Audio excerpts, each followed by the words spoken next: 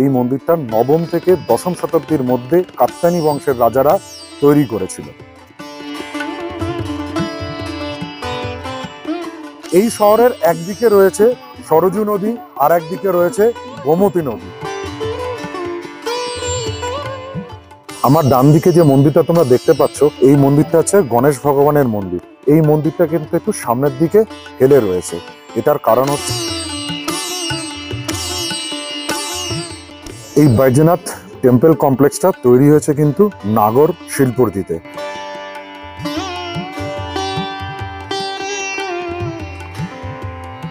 সনাতন ধর্মের ভগবান তাদের সমস্ত দেবদেবীকে উৎসর্গ করা হয়েছে এই মন্দিরে।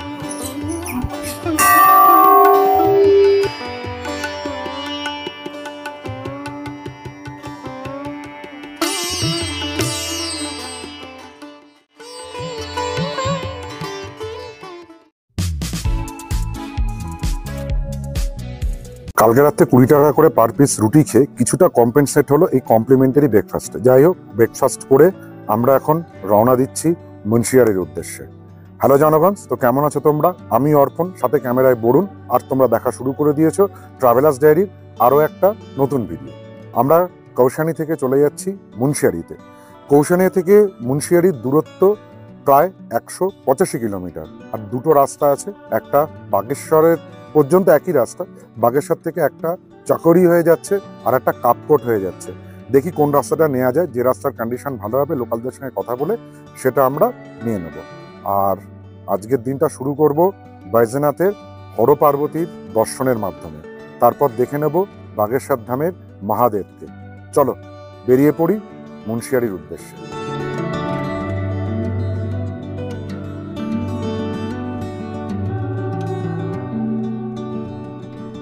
আমরা স্টার্ট করলাম বৈদ্যনাথের উদ্দেশ্যে। এই TRH ত্রিশূল থেকে বৈদ্যনাথের দূরত্ব হচ্ছে 19 কিলোমিটার। আমাদের যেতে লাগবে 40 মিনিট। প্রথমে বৈদ্যনাথ দেখবো, বৈদ্যনাথ দেখার পরে আমরা চলে যাব হচ্ছে বাগেশ্বর। বাগেশ্বরের দূরত্ব TRH ত্রিশূল থেকে 45 কিলোমিটার। আর সত্যি কথা বলতে কৌশানী আমাদেরকে নিরাশ করেনি, ওয়েদার খুব ভালো ছিল। সমস্ত রেঞ্জ, সমস্ত কিছু মানে কুমায়ুনে যেটা রয়েছে নন্দা দেবী, যে পুরো রেঞ্জগুলো, এন্টায়ার রেঞ্জ কিন্তু আমরা দেখেছি, খুব সুন্দরভাবে দেখেছি। আর আমাদের ড্রাইভার দাদা হচ্ছে স্যামুয়েল দা, খুব ভালো।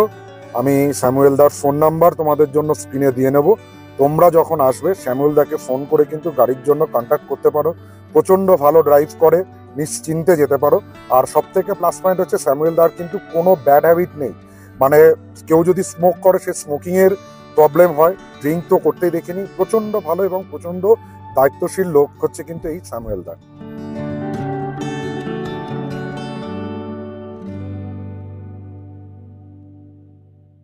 এই মুহূর্তে চলে এসেছি আমরা বৈদ্যনাথ টেম্পল কমপ্লেক্সে। এই সামনে তোমরা যেটা দেখছো সেটাই হচ্ছে বৈদ্যনাথ টেম্পল কমপ্লেক্স। এই মন্দিরটা নবম থেকে দশম শতাব্দীর মধ্যে কাত্যানী বংশের রাজারা তৈরি করেছিল। ছোট বড় মিলিয়ে 18টি মন্দির আছে। মেন মন্দির হচ্ছে শিব পার্বতীর মন্দির বা হর পার্বতীর মন্দির। এছাড়া এখানে গণেশ ভগবানের মন্দির আছে, কুবেরের মূর্তি আছে, সূর্যদেবের মন্দির রয়েছে। বিভিন্ন গ্রুপ অফ সনাতন ধর্মের ভগবান, তাদের সমস্ত দেবদেবীকে উৎসর্গ করা হয়েছে এই মন্দিরে।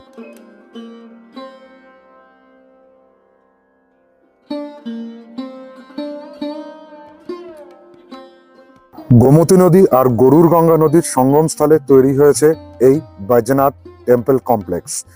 গোমতী নদীটা ওই পাশ থেকে বয়ে গেছে, এখানটাতে একটুখানি ব্রাঞ্চ করে জল নিয়ে আসা হয়েছে, যেটা ঝিল মতন এখানে তৈরি করা হয়েছে।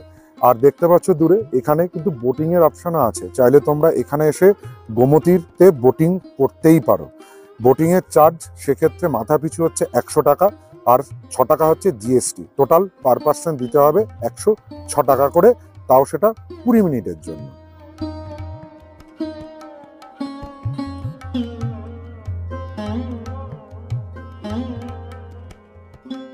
এই বৈদ্যনাথ টেম্পল কমপ্লেক্সটা তৈরি হয়েছে কিন্তু নাগর শিলপুর্তিতে। আর এখানে ব্লক মেথডে তৈরি করা হয়েছে, মানে একটার উপর একটা পাথর বসিয়ে বানানো হয়েছে। মানে ছোট থেকে মানে বড় থেকে ছোট আকারের পাথর বসিয়ে বসিয়ে এই মন্দিরগুলোকে তৈরি করা হয়েছে।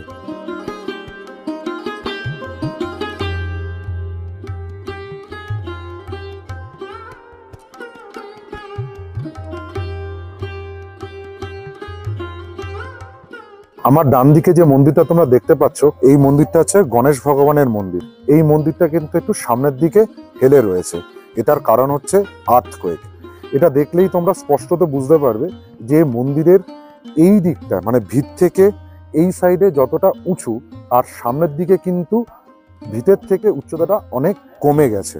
ওই যে বললাম, এটা আর্থকোয়েকের জন্য মন্দিরটা সামনের দিকে একটু টিল্ট হয়ে গেছে।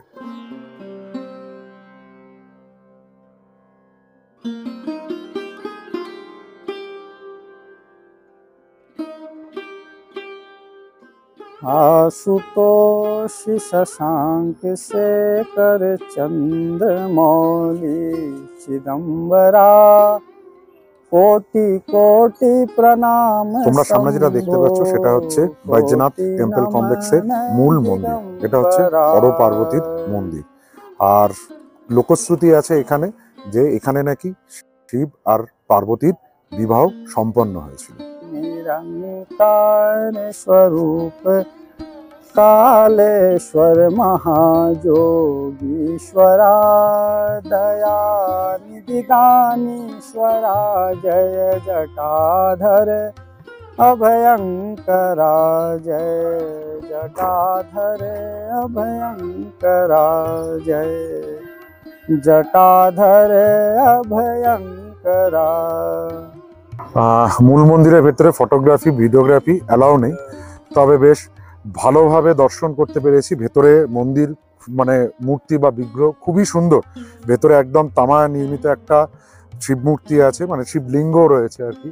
সেখানে নিজে হাত দিয়ে প্রণাম করা, তার সামনে পার্বতীর মূর্তি রয়েছে, সেখানে প্রণাম করে সুন্দরভাবে দর্শন করে আমরা এবার বেরিয়ে চললাম আমাদের পরবর্তী ডেস্টিনেশন বাগেশ্বরের উদ্দেশ্যে, বাগেশ্বর ধাম। আমাদের পাশ থেকেই বয়ে চলেছে গোমতী নদী।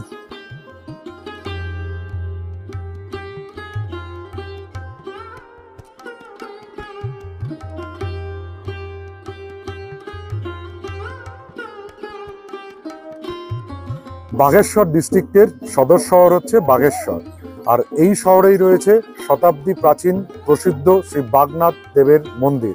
আর সেই বাগনাথ মন্দিরটাই দেখতে আমরা এখন চলে যাব। ইতিহাস ঘাটলে জানা যায় এই বাগেশ্বর শহরে প্রথমে কাত্যায়নী বংশের রাজারা এবং পরে চাঁদ বংশের রাজারা রাজত্ব করেছিল।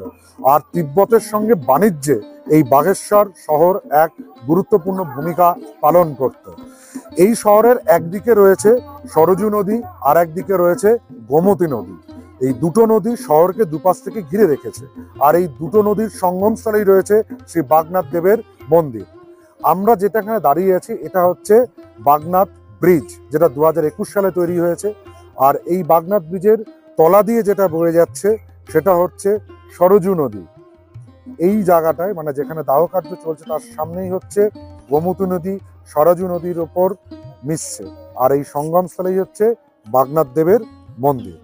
চলো আমরা এই বাগনাথ দেবের মন্দিরটা দর্শন করে নিই।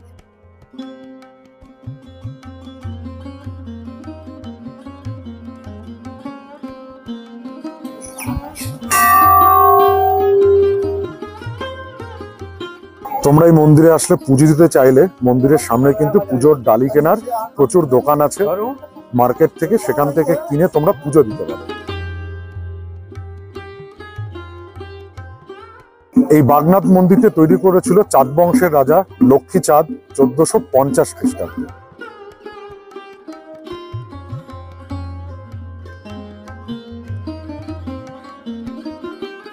শিবপুরাণ আর মহাভারতে কিন্তু এই বাগনাথ ধামের কথা উল্লেখ পাওয়া যায়।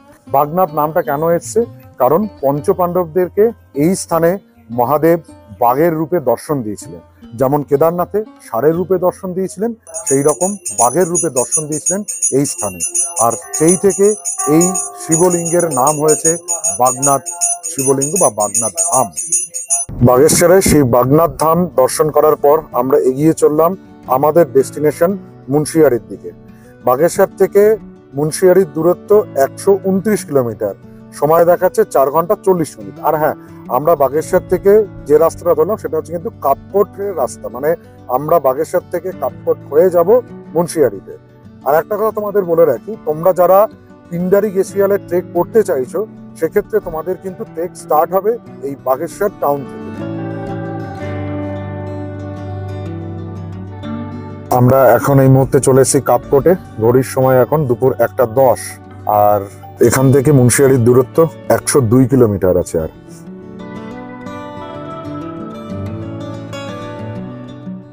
কাপকোটের পর থেকে তেজাম পর্যন্ত রাস্তাটা কিন্তু বেশ সুন্দর, ল্যান্ডস্কেপ পুরো পাল্টে গেছে, পাইনের বনের মধ্যে দিয়ে রাস্তাটা চলেছে। রাস্তার কন্ডিশন এই মুহূর্ত পর্যন্ত বেশ ভালোই আছে।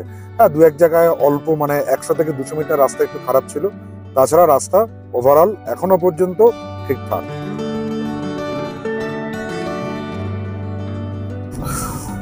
অনেক উপর থেকে আমরা রামগঙ্গার ব্রিজটাকে দেখতে পেয়েছি। দেখে মনে হয়েছিল অল্প, কিন্তু এই ব্রিজ পর্যন্ত নিতে গিয়ে বিআরও যে রোড তৈরি করেছে, রোডের কন্ডিশন ভালো, যে রোড তৈরি করেছে সেই রোড অন্তত না হলেও প্রায় 7-8 কিলোমিটার ঘুরিয়ে ব্রিজটার কাছে নিয়ে যাচ্ছে। চলো এই রামগঙ্গা ব্রিজ আর রামগঙ্গা নদী তোমাদেরকে দেখাবো, আর সামনে একটু রেস্ট নেব, চা পানের বিরতি। অবশেষে আমরা রামগঙ্গা নদীর ব্রিজ দিয়ে রামগঙ্গা নদীকে পার হচ্ছি। এই তলা দিয়ে যেটা বয়ে যাচ্ছে সেটাই হচ্ছে রামগঙ্গা নদী। দেখো জল একদমই নেই, পাথরে একদম সংকীর্ণ হয়ে রয়েছে, জলের পরিমাণ খুবই কম। প্রথমে ভেবেছিলাম রামগঙ্গার পারে কোনো রেস্টুরেন্ট পেলে সেখানে চা বা লাঞ্চ হালকা ফুলকা স্ন্যাক্স করে কমপ্লিট করে নেবো, বাট সেখানে কোনো হোটেল আমরা পাইনি। আর একটু এগিয়ে এসে ডোর বলে একটা জায়গা আছে, ডোর ভিলেজ।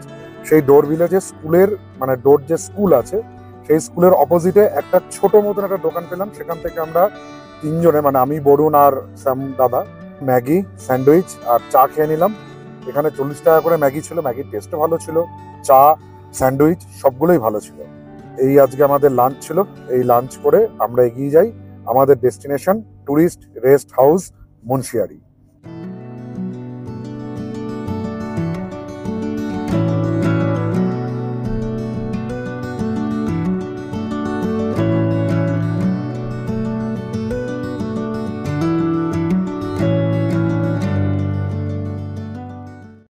আমি অর্পণ, আর তোমরা দেখছো ট্রাভেলার্স ডায়েরি।